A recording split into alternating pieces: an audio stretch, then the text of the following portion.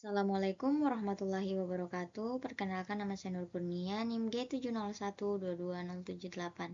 Nah, di sini saya akan menjelaskan mengenai obat asetilsistein dari mata kuliah Kimia Medisina.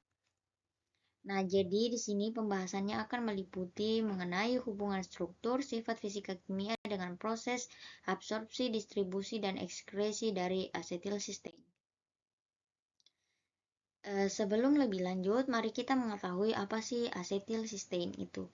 Jadi, asetilsistein ini merupakan turunan dari asam aminosistein yang digunakan sebagai mukolitik atau pengencer dahak dan sebagai antidotum untuk overdosis paracetamol.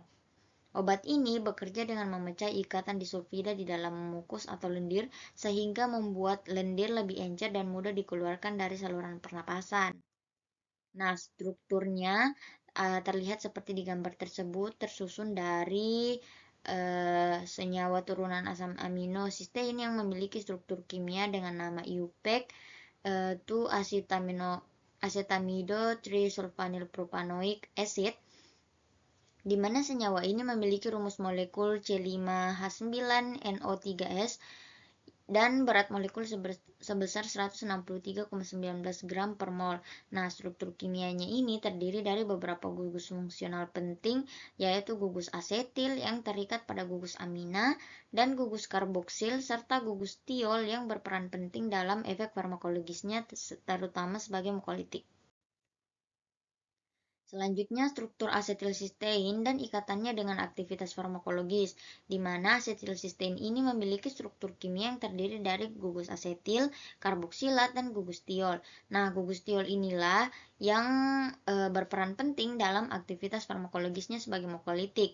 Nah, asetilsistein ini memecah ikatan disulfida pada mukus atau lendir sehingga mengurangi kekentalannya dan memudahkannya untuk dikeluarkan. Juga dia bisa sebagai antidotum dari paracetamol, di mana gugus tiolnya ini berfungsi sebagai donor glutathione untuk menetralkan metabolit toksik NAPQI sehingga mencegah kerusakan pada hati atau hepatotoksik. Selanjutnya, sifat fisika kimia dengan proses absorpsinya, di mana senyawa ini bersifat polar karena mengandung gugus karboksilat, gugus amina, dan gugus tiol yang semuanya memungkinkan pembentukan ikatan hidrogen dengan pelarut seperti air. Nah, kelarutannya yang baik ini mendukung penggunaannya secara oral dan juga inhalasi. Namun dalam proses farmakokinetik, asetilsistein ini sebagian disalurkan sebagian di saluran cerna saat diberikan secara oral, meskipun memiliki bioavailabilitas yang rendah yaitu sekitar 6-10% dikarenakan metabolisme lintas pertama di hati.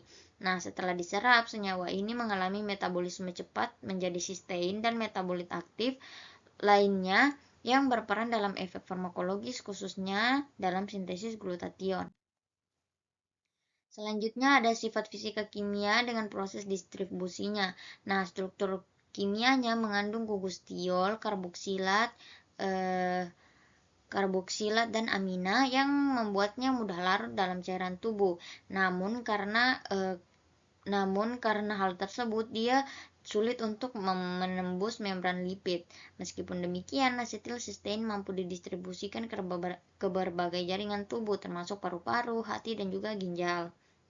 Setelah pemberian asetilsistein memiliki volume distribusi sekitar 0,47 liter per kilogram dalam rute intravena dan menunjukkan afinitas tinggi terhadap jaringan hati dan paru-paru.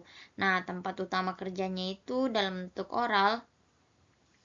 Karena bioavailabilitasnya itu rendah, konsentrasi dalam sirkulasi sistemik itu relatif lebih sedikit, tapi cukup untuk menghasilkan efek lokal dan sistemik melalui metabolit aktif seperti sisteinnya serta glutathione.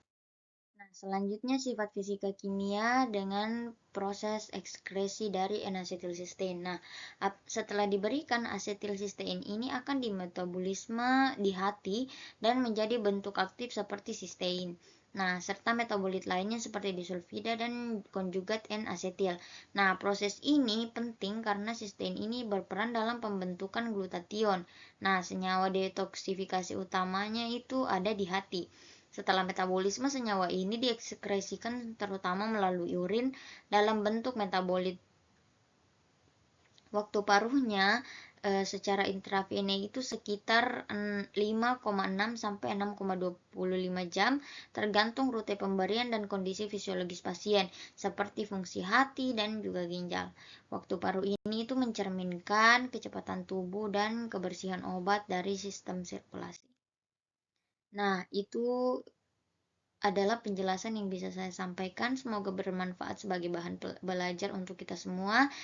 Selamat tinggal dan sampai berjumpa di episode atau video selanjutnya. Wassalamualaikum warahmatullahi wabarakatuh.